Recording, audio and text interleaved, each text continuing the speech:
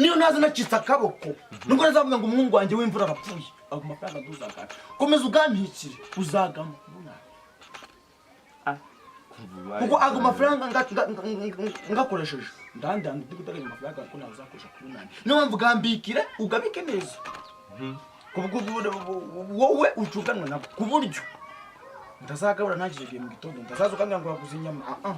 nanjye tutazapfubuza mwana wa baba najwa kuva maramaje mwafite umushinga ago mafaranga bagabonye gakeneye cyane ni nagabariye kubona ubwo rero ngakoresha mu ndajye kubona nanjye nakuvuga meze neza we komeza ugambikire ubwo kuwa mu kwambere nibwo uzagambiriza nta kibazo ndagucungira nanjye hano nuza Rasiya yaramamagaye ngo sinzi utuntu tugiye gukemura iwe ari ubwo nanjye ubwo amafaranga ndabika ubwo tariki ya mbere kambe ariko umwana wa mama uramenye kuyabika byo uwo mutima waguteyemo kugurunya isitoro zo kumbitsa amafaranga niwo nanjye